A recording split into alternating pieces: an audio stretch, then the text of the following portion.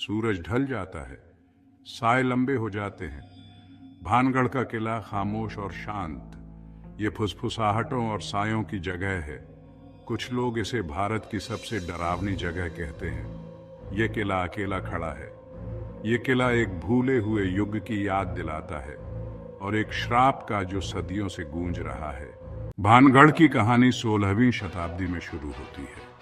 एक शक्तिशाली राजा, राजा माधो सिंह ने एक शानदार किला बनाने का फैसला किया। यह किला उनकी विरासत होती। उन्होंने इसका नाम अपने दादा भान सिंह के नाम पर रखा। बड़े जोश के साथ निर्माण कार्य शुरू हुआ।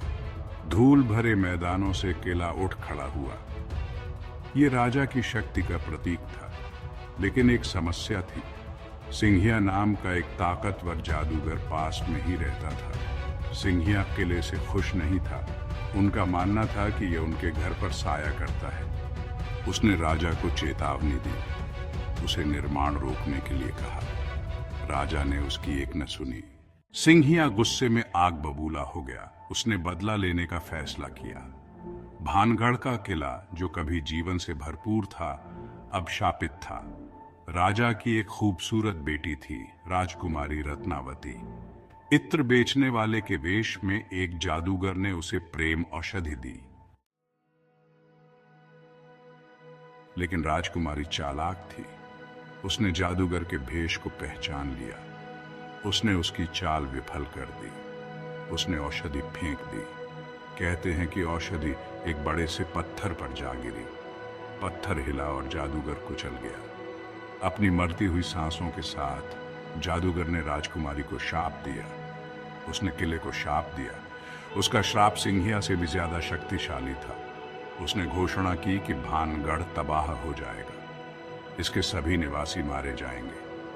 इसके तुरंत बाद पड़ोसी राज्य ने भानगढ़ पर हमला कर दिया। किला, जिसे कभी अभेद्य माना जाता था, गिर गया। राजकुमारी मर गई। किला मरने वालों की चीखों से गूंज उठा और इस तरह जादूगरों का श्राप सच हो गया। भानगढ़ किला उजाड़ हो गया। इसे तत्वों पर छोड़ दिया गया था। भाग 5, अनदेखे निवासी। आज किला खंडहर में खड़ा है। यह अपने पूर्व गौरव का एक खोल है, लेकिन कहते हैं कि मृतकों की आत्माएं अभी भी यहां भटकती हैं।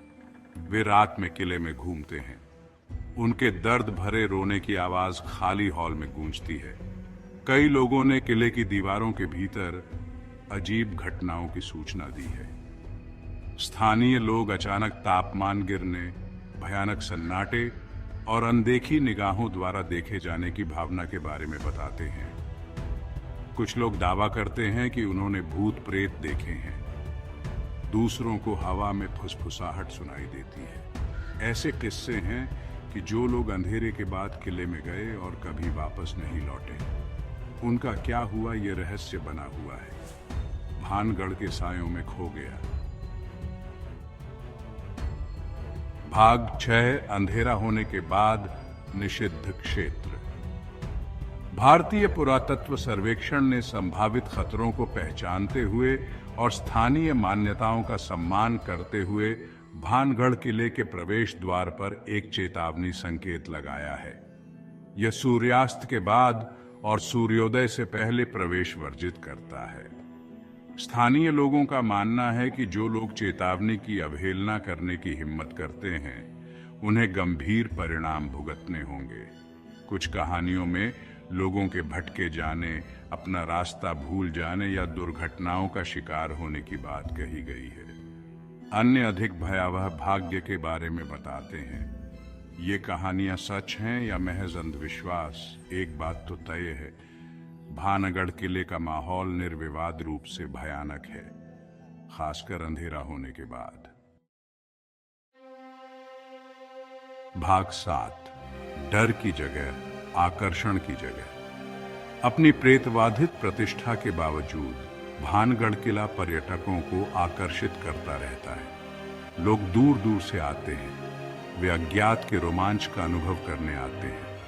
वे खुद देखने आते हैं कि क्या किंवदंतियां सच हैं। शायद यह अज्ञात का आकर्षण है, भानगढ़ को घेरे हुए रहस्य जो हमें मोहित करता रहता है। या हो सकता है कि ये हमारे अपने डर की सीमाओं का परीक्षण करने, हमारे समझ से परे अंधेरे का सामना करने की मानवीय इच्छा है। कारण जो भी हो, भानगढ़ किला उन लोगों के लिए तीर्थ स्थल बना हुआ है जो रोमांच की तलाश करते हैं, जो अलौकिक के घूंघट को छूना चाहते हैं। भाग 8, भानगढ़, जहां इतिहास हॉरर से मिलता है। भानगढ़ का किला कहानियों की शक्ति का प्रमाण है। प्यार और नुकसान की कहानियां, महत्वाकांक्षा और बदला की, शाप और उनके परिणामों की, पीढ़ी दर पीढ़ी चली आ रही ये कहानियां खुद को किले के ताने बाने में बुनती चली गई है। आप भूतों पर विश्वास करें या उन्हें केवल अंधविश्वास कहकर खारिज कर दें, भानगढ़ पर छाए रहस्य के स्पष्ट एहसास से इनकार नहीं किया जा सकता है। यह एक ऐसी जगह है जहां इतिहास हॉरर से मिलता है, जहां अतीत भुलाए जाने से इनकार करता है।